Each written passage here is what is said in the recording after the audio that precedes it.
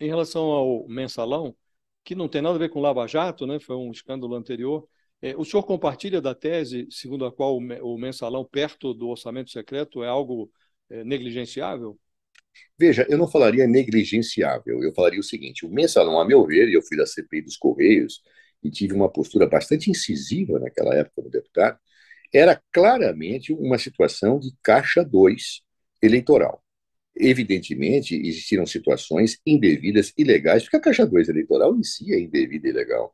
E já acenava para situações que mais tarde, depois se verificou que partidos políticos de todas as colorações, inclusive aqueles que foram oposição ao governo Lula, também se beneficiavam de esquemas históricos e estruturais de corrupção do Brasil. Me parece muito claro isso. Então, uma coisa é a Caixa 2 eleitoral e essa situação estrutural que está colocada. O orçamento, hoje, ele é uma situação, a meu ver, de legalização do comportamento imoral, como se fosse possível legalizar. Não é possível legalizar. A grande questão é que quando você tira à luz a possibilidade de investigação de uma fachada, eu não vejo o que está por trás dela, eu não vejo o que está por dentro da casa.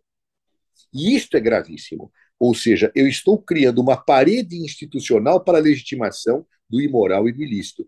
É isto que eu tenho que pensar para como demolir. A Caixa 2 eleitoral já foi demolida por uma série de questões que vem pós-mensalão, por regras, coações eleitorais corretas, etc, etc, etc. Agora, esse aspecto do orçamento imperativo, eu acho que a maneira do orçamento secreto não é gravíssimo. Tem uma coisa, ministro, que chama muita atenção, é que os atores do mensalão, do petrolão, são os mesmos atores que agora estão comandando, são protagonistas desse orçamento secreto.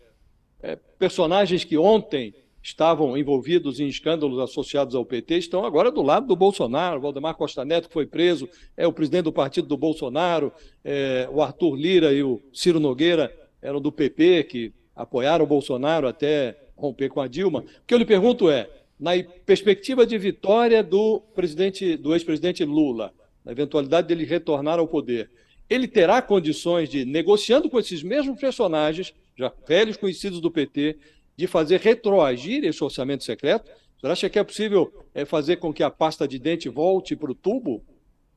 Eu vou dizer, Josias, que a tua afirmação é perfeita para se constatar a historicidade do fenômeno da corrupção estrutural do Brasil.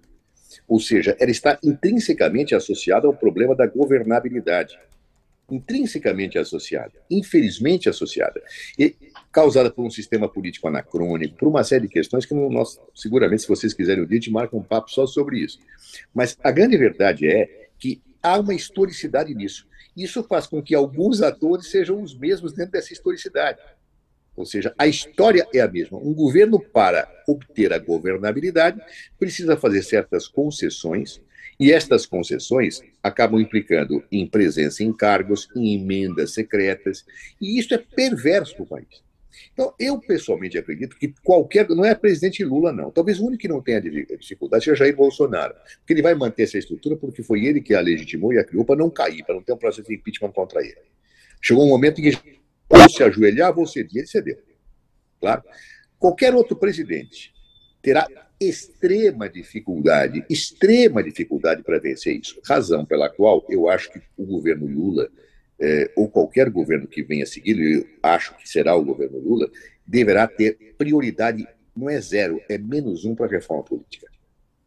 Ele tem que fazer essa reforma política. E essa reforma política, Josias, ela não passa do Congresso Nacional sem um amplo envolvimento da sociedade brasileira. Uhum. Imaginar, negociações parlamentares resolvem o problema do sistema político brasileiro e essa dimensão histórica e estrutural da corrupção é uma balela, é uma ficção. Ou o presidente da República consegue envolver a sociedade brasileira, demonstrando que nós temos que mudar esse sistema para acabar com esse tipo de coisa, para que um governo possa ter governabilidade sem ter que se submeter a certas coisas, ou as coisas se perpetuarão no nosso país.